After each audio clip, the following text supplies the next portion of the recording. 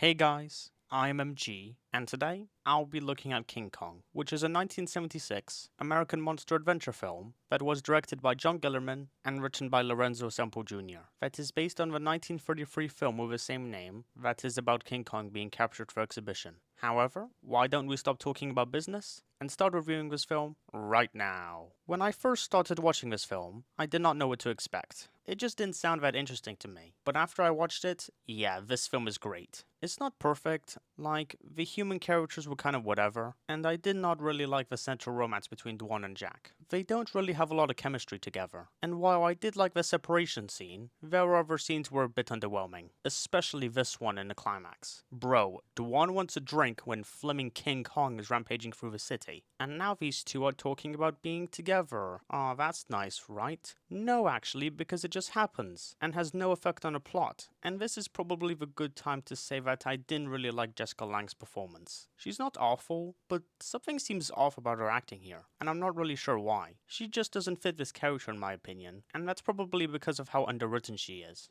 At least Jeff Bridges was decent, but his performance doesn't really elevate anything, so sorry. The villain was lame, but I do appreciate the theme of greed shown through his character, and he also had a fun death scene, but he's not really interesting unfortunately. There were a couple of pointless moments that affect the pacing a bit. I already talked about how pointless the romance scenes are, but the same absolutely applies to this boat scene. It wasn't bad, and I laughed when the bed fell over, but otherwise, it just doesn't seem to do anything, and it would have been better if they cut it, or at least made it shorter. And that's the same with Dwan's first scene as well. Why is it 5 minutes? You don't need to spend that much time towards her character. And it's kind of a shame, because while most of the pacing is pretty strong, it can drag a little, especially in the climax, with where I was ready for the film to start wrapping up sooner. And Kong's death scene would have been a little more effective if the pacing was even throughout the whole film. The visual effects are also very dated. A couple of shots look okay, but there were a few that looked pretty off. And I know that's expected from an old film like this, but can't it at least have the same colors with shots without those effects? And at times with Kong, you can clearly tell that the location is a set, which isn't a big deal since it was probably hard to make it realistic, but there are other moments that do look realistic, so I don't think it was that impossible. Other than that though, this film is a banger. The music is so damn fantastic, with a lot of different themes to it that captures the tone immensely well, and it can even be terrifying or sad sometimes, so that's pretty cool. The makeup effects for the King Kong are really expressive, and makes me feel a lot more towards his character than I would have done otherwise. Speaking of which, the King Kong himself is so engaging. You can clearly tell how he feels in each scene of the film, with his moments with Dwan being very heartwarming. And that ending, oh my god, that was so powerful. The King Kong literally dies. Like, that is the saddest script imaginable. But on top of the beautiful scenes between Kong and Dwan, there is a lot of enjoyable moments. Like every time the Kong wrecks some stuff up, I don't know, that was fun. Like, the log scene, the climax where he breaks everything, and how does a movie like this manage to balance its themes so expertly? That's just incredible. And what's crazy is that he doesn't even show up until 50 minutes. They make a really interesting setup with solid moments, cool information, and vivid cinematography that was just wonderful, even by modern standards. But when he does show up, it gives us some exciting action, sweet moments, and I was literally shocked by the way Kong killed that snake. Like, holy script, you did not need to go that hard on it. And because of how sad this film became, I feel so guilty for laughing like 8 times beforehand. I'm not joking. For a film that doesn't even try to be comedic, it has a bunch of unintentionally funny moments, like the funny mask, the way the tribe kidnapped Don so quickly, the falling scenes, etc. And overall, I am stunned that this film is as good as it is. It's not a masterpiece or anything, and it does have some underwhelming moments, but for the most part, I really enjoyed this film, and it holds up very well from 1976, and I would deeply recommend watching it if you haven't already. 8.8 out of 10. Goodbye everyone, and thank you for watching. Bye!